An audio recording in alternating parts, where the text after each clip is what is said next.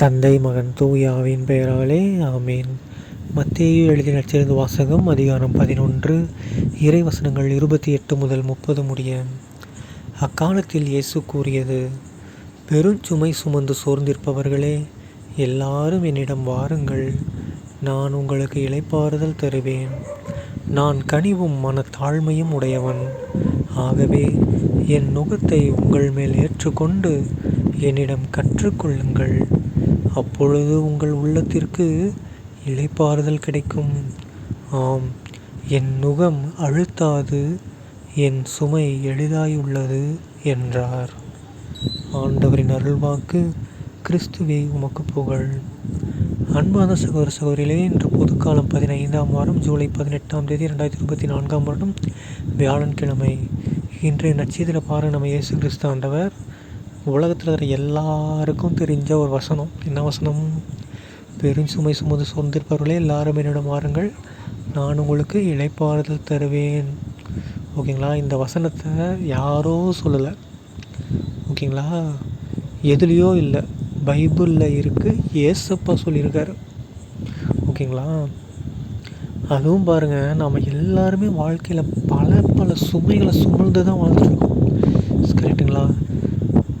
சின்ன வயசில் படிக்கிற சுமை, அப்புறமேட்டு சுற்று வட்டார சுமைகள், பெருசாக வாழ்க்கையை நிலைச்சி சுமைகள், வேலைவாய்ப்பு, திருமணம், குழந்தை, கணவன் மனைவி ஒற்றுமை, மாமனார் மருமகன், அந்த உறவுகளில் பிரச்சனை, மாமியார் மருமகள் பிரச்சனை. ஸோ இவ்வளவு வாழ்க்கையில் நமக்குள்ளே நிறையா சுமைகள் இருக்குது. ஓகேங்களா? கடன் சுமை, வீடு இல்லையே அப்படின்ற ஒரு கவலை, சாப்பாட்டுக்கு வழி இல்லைன்னு கவலை, பிள்ளைய படிக்க வைக்க முடியலன்னு கவலை. எவ்வளவு கவலைகள் வாழ்க்கையில் இருந்தாலும் நம்ம ஏசப்பா அவர் என்கிட்ட வா, நான் உனக்கு இளைப்பாறுதல் தரேன்னு கூப்பிட்றாரு. எத்தனை பேர் நம்ம போகிறோம் சொல்லுங்கள்? ஞாயிற்றுக்கிழமை ஒரு நாள் 1 மணி நேரம் பூசைக்கு போகிறதுக்கே நம்ம சலிச்சிக்கிறோம். அப்போ ஏசப்பா என்ன பண்ணுவார்? நீ எனக்கு 1 மணி நேரம் பூசை கூட வரல, நீ எல்லாம் பேசுறியான்ட்டு கண்டுக்க மாட்டார். ஸோ நம்ம அவர்கிட்ட போனோம்னா கண்டிப்பாக நமக்கு என்ன கிடைக்கும்? இளைப்பாறுதல் கிடைக்கும். ஓகேங்களா? இது ஏன் அப்படி சொல்கிறோம்னா, இது சில பேர்த்துக்கு கேட்குறவங்க, சில பேர்த்துக்கு இது ஏதோ சும்மா அப்படின்ற மாதிரி நினைக்க, ஏதோ பைபிளில் இருக்க சொல்கிறாங்க அவ்வளோதான் நினைப்பீங்க. ஆனால் கேட்குற இன்னும் சில பேர் பார்த்திங்கன்னா இதை அனுபவிச்சிருப்பாங்க. வாழ்க்கையில் எவ்வளோ பிரச்சனை இருந்துச்சுங்க, குழந்த பிறக்கல, உடம்புல அந்த பிரச்சனை இந்த பிரச்சனைலாம் இருந்துச்சுங்க. டாக்டருங்களாலே எதுவும் பண்ண முடியாதுன்னாங்க. ஆனால் கோவிலில் போய்ட்டு அழுது மண்டாடி வேண்டினேன். அடுத்த நாள் போய் செக் பண்ணி பார்க்குறேன், எந்த பிரச்சனையும் இல்லைன்ட்டாங்க. குழந்த பார்க்க அறிகுறி இருக்குன்றாங்க.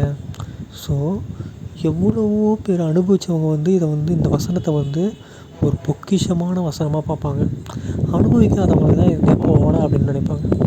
ஸோ நம்ம என்ன பண்ணோம்? நம்மளும் ஒரு சாட்சியாக மாறணும்.